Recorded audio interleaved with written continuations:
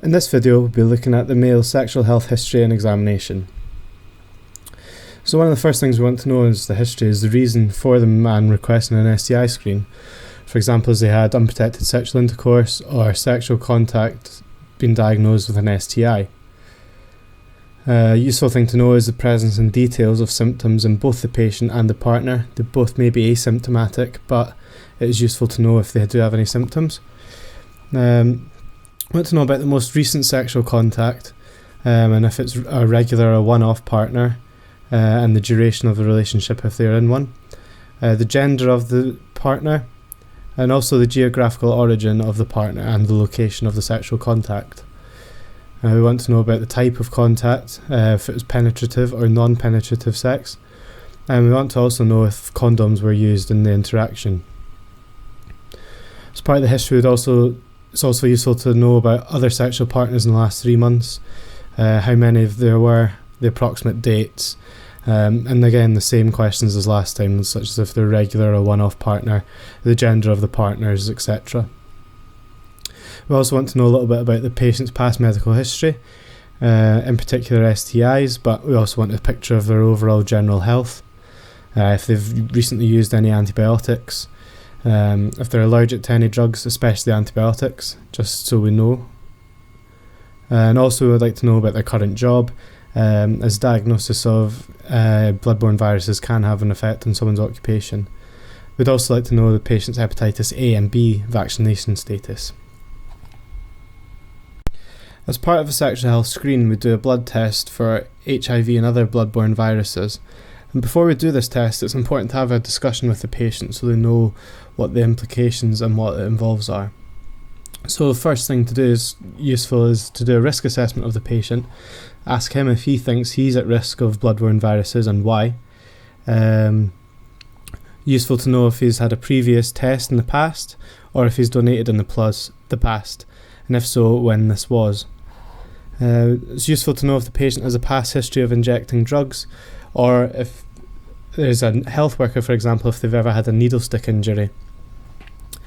It's also useful to know if they've ever had unprotected sexual intercourse with a partner who has injected drugs, or is from a high prevalence area such as sub-Saharan Africa, the Caribbean or Southeast Asia, or if the patient has ever had sex with a man, a commercial sex worker, or a person with known HIV or a bloodborne virus. After this risk assessment, it's important to discuss the risks and the likelihood of positive result with the patient. It's also important to mention that there is a window period of up to 3 months for HIV and longer for hepatitis B and hepatitis C before the blood test can be conclusive, so we may need to repeat the blood test further down the line.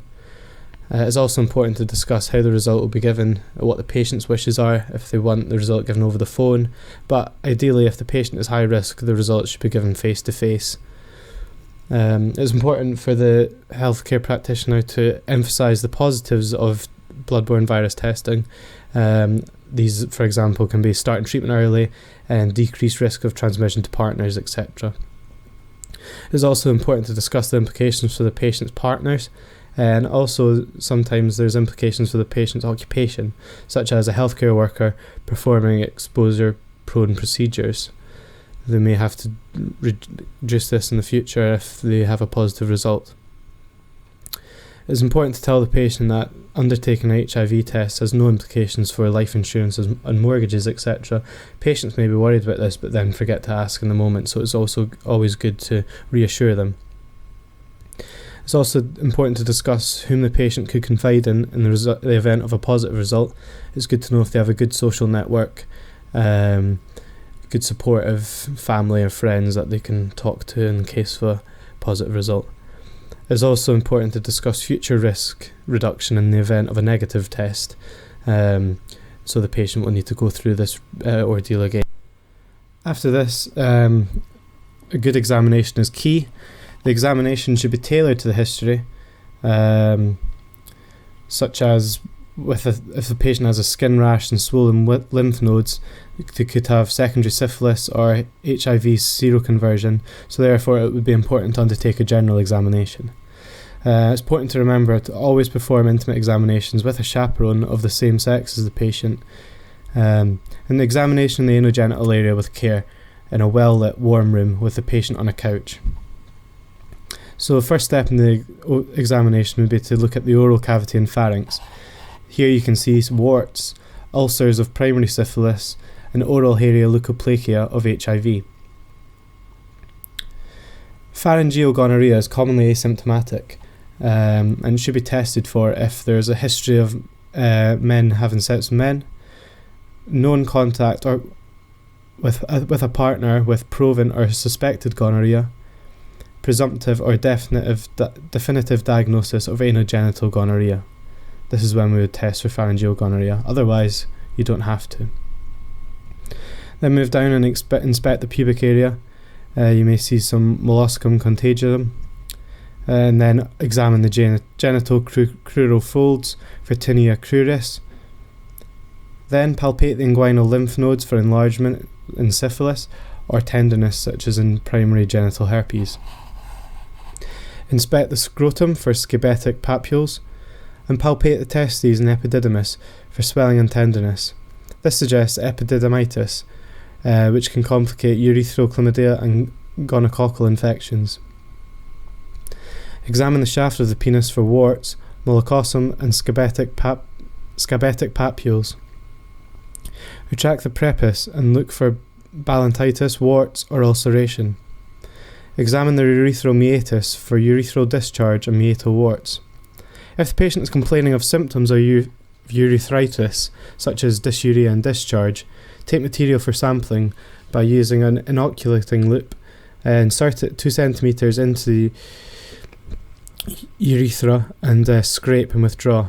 Then you would gram stain it, and there is positive urethritis if there's 5 more pus-filled cells per high-powered field in an average of 5.